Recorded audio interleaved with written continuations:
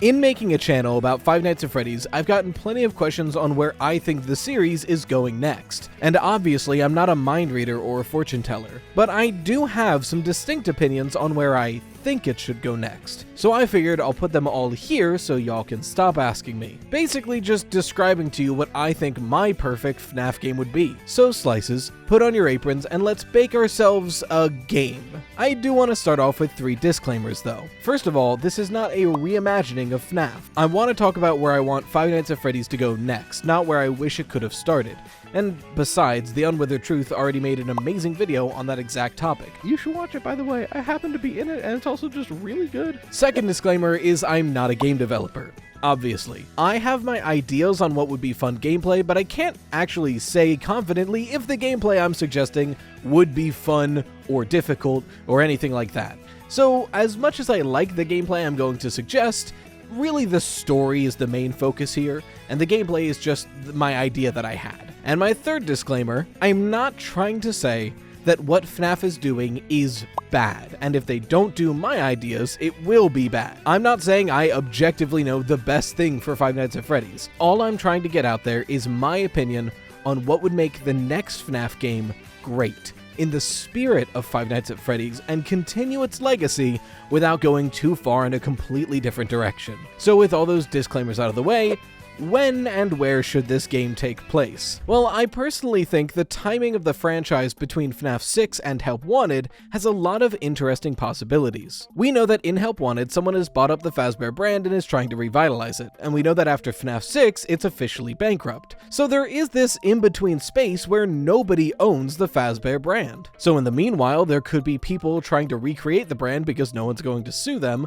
or even somebody buying up the rights in a short time to make like one restaurant and failing. I think this gives us a lot of opportunities for smaller individual stories within the grander universe that don't have to be necessarily connected to William Afton and his legacy and all that baggage. Now, this would be the mid-2020s or somewhere around there, which is fine and that works, but I personally think for FNAF's style of horror, the timeline of like the mid-2000s is best. So I kind of want it to be there instead of the 2020s. And I will say, for legal purposes, I think between FNAF 1 and FNAF 3 still works for offshoot restaurants. After all, if Fazbear Frights can legally operate, obviously, nobody's, like, legally pursuing copyright protection for Fazbear at that moment. And FNAF 3 is probably somewhere in the 2010s, so anytime after FNAF 1 and around the time of FNAF 3 is probably fair game. So if I keep saying that it's a pop-up restaurant somewhere in this time period, who would the villain be? Well, I always thought that after the current story is over, for FNAF's health, they should pursue the idea of a copycat killer. Or, in other words, people that were inspired about what happened at Fazbear's history, not necessarily people that are directly connected. The idea of some sick man who heard about the missing child incident and wants to do it again, not because he's possessed by the spirit of William Afton or mind controlled by a program, just because he's a sick guy, or maybe even someone in the pursuit of immortality. But I hear you, immortality isn't necessarily public knowledge. Well, technically, it is. If we are to go off of the Help Wanted suggestion, the games 1 through 7 are in-universe games, then technically Scott's greatest fear could come to life in-game. Scott has said in the past that he doesn't want to open any public locations of Freddy Fazbear's Pizza in the fear that some crazy person would go there and kill children. Well, if in-universe there were real Freddy Fazbear's Pizza, maybe something like that could happen. And since the games are in-universe, the idea of William Afton pursuing immortality is public knowledge. But even if we're going before those games, we know from Fazbear's Frights and from Help Wanted that when these locations closed down, the belongings were either left in the restaurants or some of them went up for public auction.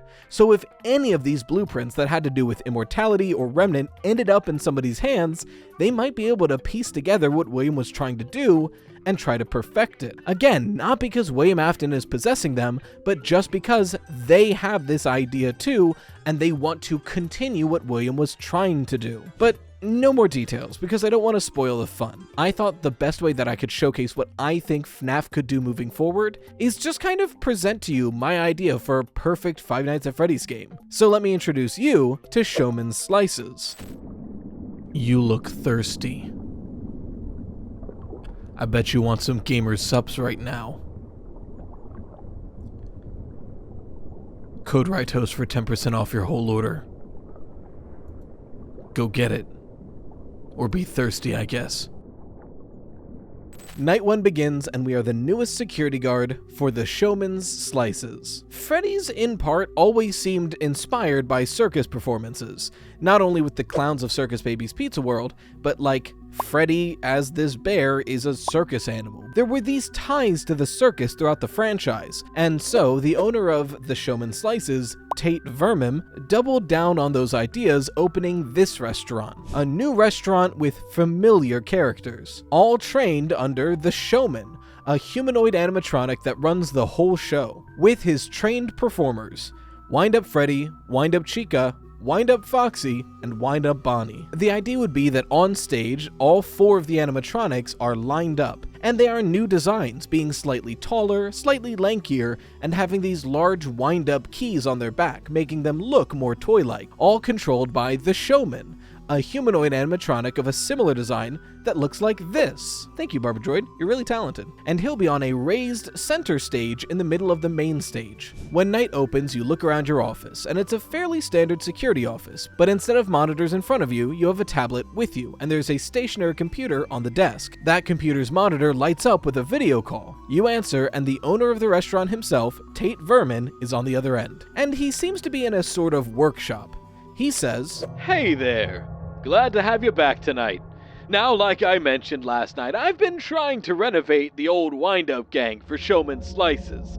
And I know it was weird to have Wind Up Chica not in the dining hall stage, but lucky you, she's back and fully renovated.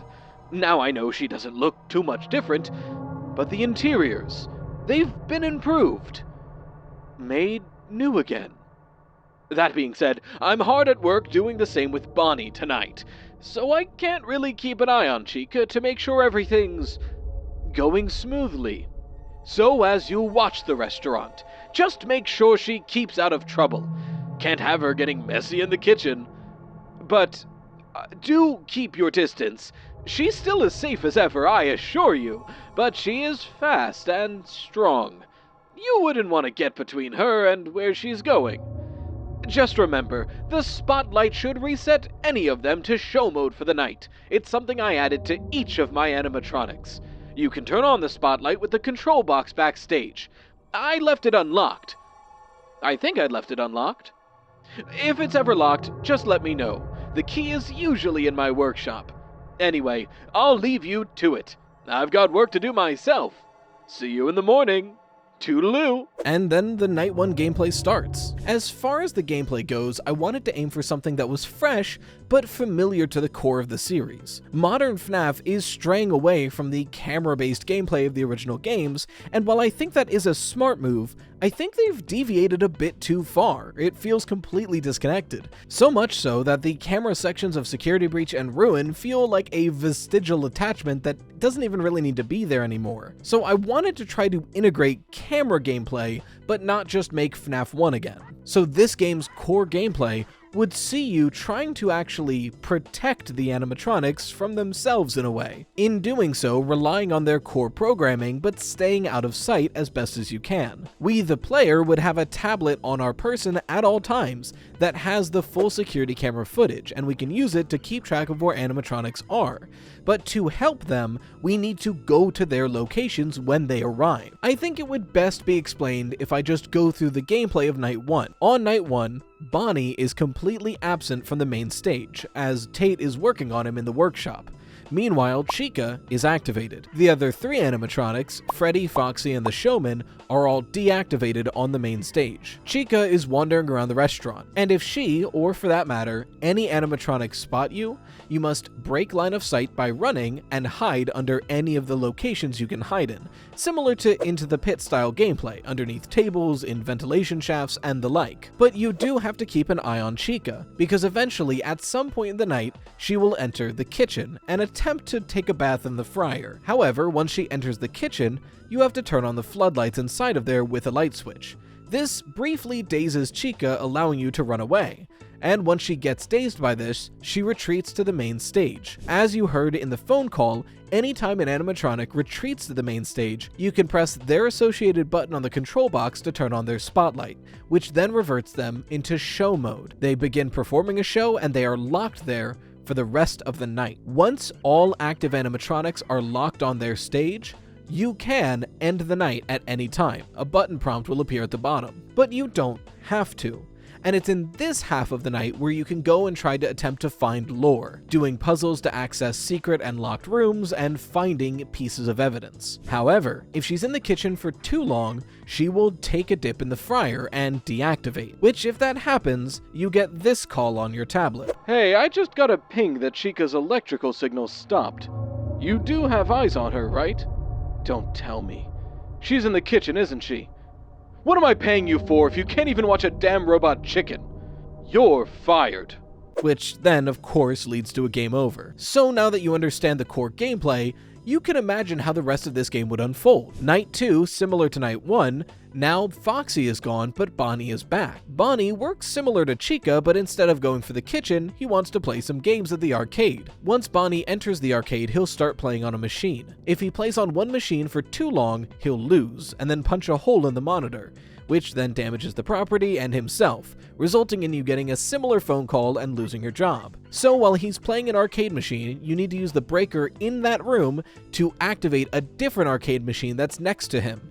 Once you do that 3 or 4 times, he eventually gets bored and heads back to the main stage. So you can start to see where this gameplay is coming from.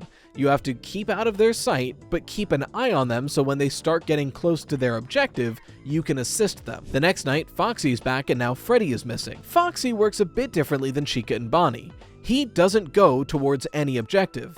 He's constantly just patrolling the halls looking for you, the player, and he's quite fast. However, once all remaining animatronics are on stage, Foxy will join them because he loves the show, and he'll stand at his spot ready for his spotlight. Then on the 4th night, Freddy is back too. His gimmick is that outside of performing, he's actually quite shy, so he hides in one of the various party rooms around the map. He's incredibly hard to see while roaming and on cameras, but if you're outside the door of the room he's in, you can hear him playing the Toreador March, which allows you to quickly find which room he's in and locate him on the cameras. If you enter the room he's in, he will immediately begin chasing you. So you want to find him on the cameras without entering the room, and once you find him on a camera, he will burst and sprint out of the room and enter a different party room. Once you do this 3 or 4 times, he'll give up and return to the main stage. However, on night 4, the showman is still on stage. Still inactive, but he doesn't go back like the others have done so far. This is explained with the night 4 video call. Well, the whole Freddy's gang is wound up and ready to serve. Now, I know I should be handling the showman now, but he's sort of the main attraction here. He's special to me in that way. I want to make sure these upgrades are absolutely perfect before risking losing that. So I'll have you keep an eye on them for another night or so, just to make sure they don't do anything crazy. I do it myself, but I still have some preparations to make. Toodaloo. The same can then be said for night 5. Once again, all 5 animatronics are on stage, but the showman is still inactive, which you get this phone call for. Hello, friend. I know. Showman still isn't back yet. What's taking him so long? Listen, you have to look at the bigger picture here, Ted. In a performance, you need to make sure all of your actors are at peak condition. One loose cog and the whole machine breaks down. Maybe you don't understand, but I'm a performer at heart, damn it! The shows that these characters can provide, it's more than I've ever seen. It's more than can be believed, and I get to be a part of that here, like a dream come true. It's my dream come true. But do you ever get that feeling? Like you're on the edge of a cliff, looking at a jump you'll have to take, and you're not sure where the bottom is. All this to say, with Showman, I'm frightened to take the dive myself just yet. I just want to truly make sure everything is fine before I have Showman join the rest of them. I think I'll need you for one extra night. Forgive me, but you'll be compensated for overtime, I assure you. For tonight, just make sure my actors are at peak performance. Toodaloo. The gameplay of Night 5 is exactly the same as Night 4, but harder. The animatronics roam faster, and they need to do their objectives a couple more times than they did before. But once you beat Night 5, depending on how you've played the game, you get one of two endings. If you haven't collected enough pieces of lore, you get the normal ending, which ends right after Night 5, in which you get this newspaper article: 4 workers and store owner go missing. No leads. It details how tragedy struck at Showman Slices. After not opening on Saturday, several people called to see if something was wrong. After no one responded from the restaurant for a few days, police investigated. And when they arrived, they found that Wind-Up Freddy, Wind-Up Bonnie, Wind-Up Chica, and Wind-Up Foxy were all performing on stage under a spotlight, but the Showman animatronic was nowhere to be found. Likewise, the owner of the restaurant also went missing. Robbery was suspected, but there was no evidence of any wrongdoing. And the final line of the newspaper article would be your tip that there's another ending for the lore finders out there. Something along the lines of, "To all citizens of Deadwood, Oregon, if you find any information, please report it to the authorities. Even the smallest clue could bring new information and explanations to light." But that's if you didn't find enough lore pieces. If, in the second half of each night, you took your time and found the lore pieces, things would start making more sense. The lore pieces you would find after doing certain puzzles would be a list of 4 former security guards, all of the same height, your interview paperwork with the note "No immediate family" with a check mark next to it, blueprints for Wind-Up Freddy, showing that in fact these animatronics are split in half. There is a front half and back half, which can be tightened together using the wind-up key on their back. And finally, a receipt from a local auction house, detailing that Tate Vermin won, quote, "miscellaneous Circus Baby Pizza World paperwork." If you've collected all those pieces, after beating Night 5, Night 6 appears on the main menu. Upon starting it, the night begins differently than any other so far. Every other night, we fade up in the office like a traditional FNAF game, but in starting Night 6, we fade up outside the restaurant in the rain, opening the exterior door and entering the main dining hall. When we get in there, the lights are set for a show. All the room lights are dimmed, but all 5 spotlights are on. Tate Vermin himself is on stage in front of the Showman animatronic, who's actually not on his podium. The animatronic is just in front of the raised stage. Looking around the room, all the dining room tables have been pushed aside to the walls, leaving one small table and a singular chair right in the middle of the floor, facing the stage, with a slice of cake and a party hat on the table. "Welcome, friend. Have a seat. I'm so glad you could make it to the show. The rest of the world knows how articulate and smart my actors are, but you, friend, you and I are special. We know something they don't we? We know they are more than just animatronic entertainment." "But I know more. I know more than you. They are more than you know." As he says this, Wind-Up Freddy breaks from formation and walks behind the Showman animatronic and begins cranking the wind key, opening the front half of the animatronic away from the back half. "They are the first entrance to the new world. The first lights that will chase away the dark. The brave souls to go further than humanity could bring them." And to think some of them were screaming stop when I walked them down the path. But no matter. The small-minded need not know why they are chosen. They only need to follow when they are called. And that's why I've brought you here. They need someone to follow, someone to lead them. Oh, not you, dear boy, me. They need me. And I'm finally ready to join them. But if this is really to be my first night on the other side, why? That makes it my birthday! And I can't celebrate my birthday alone, can you? So you are here to watch as I ascend this wretched plane and join them in the everlasting. This is the day I discard Tate Vermin and dawn my first bright, shining day as the showman. After he says this, Tate Vermin steps into the gap between the front and back half of the showman animatronic. Now, my child, wind the no!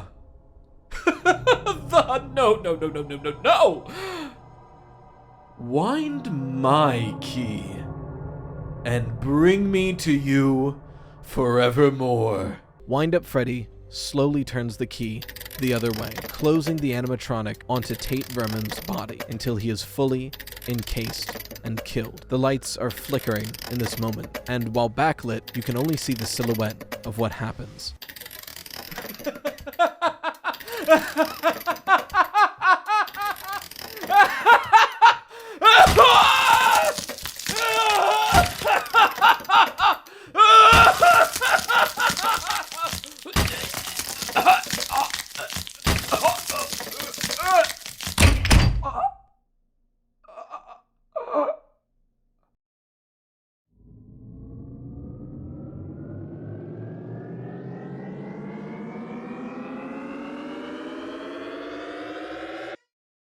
Thank you for witnessing my achievement, friend. But I'm out of suits, and I can't trust one of flesh to keep a secret. My companions. Get him. Night 6 plays differently than any other night. The entire Freddy's gang isn't doing their objectives.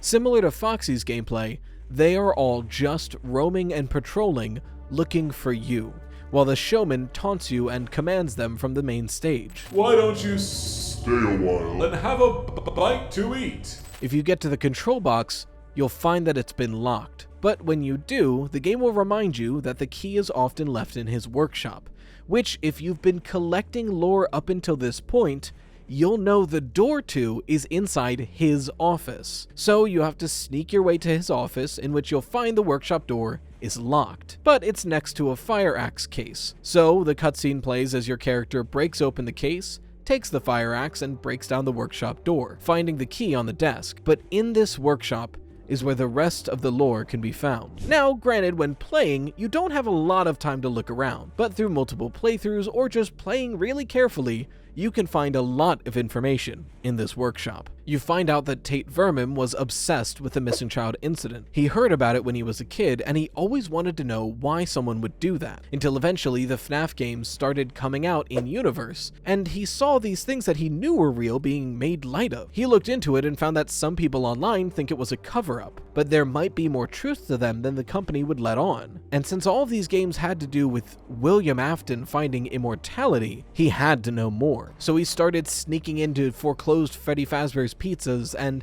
checking online auctions until eventually he found some blueprints for Circus Baby's Pizza World. Specifically, blueprints of Circus Baby herself and the Scooper. Putting this information together with what he knows about the missing child incident and what he's heard from of these games, he realizes that William Afton nearly discovered immortality. So long as he could kill someone and infuse them into an animatronic, they might be able to possess that body. And is that not immortality? Eventually, you find it, his mechanism that he used on the other night guards. Something that can hold someone still while a wind-up animatronic crushes them inside. Like I mentioned, the front and back half can be locked and tightened together with the wind-up screw on the back. Think of it like a full-body thumb screw, with animatronic pieces all throughout. The idea was to kill someone into the animatronic, like a forced spring lock failure. But no springs are required, just slow, agonizing pressure. Mark, you left so much fur on my nice vest. But like I said, a lot of this lore you would have to come here several times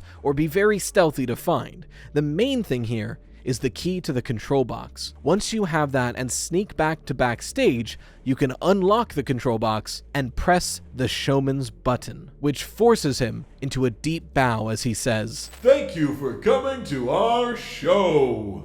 The other animatronics start heading towards the stage, but in this locked cutscene, your character rushes to the showman while he's in that bow, brandishes the fire axe, rears up, and goes to behead the showman. But we cut to black as the axe connects to the back of the animatronic's neck. We then fade up on a different news article, the slaughter of showman's slices. It's unclear what exactly transpired at the local pizza restaurant, but after firemen calmed the blaze, it seemed as though someone committed arson after killing the owner of the establishment. The fire itself started in an interior room with no fire hazards, and some remains were identified amongst the melted remains of the animatronics, but no clear answers have been found. The fires seem to have burnt whatever was here away for good. And that would be the end of the game. So, like I said, this is kind of my perfect vision for how FNAF could continue.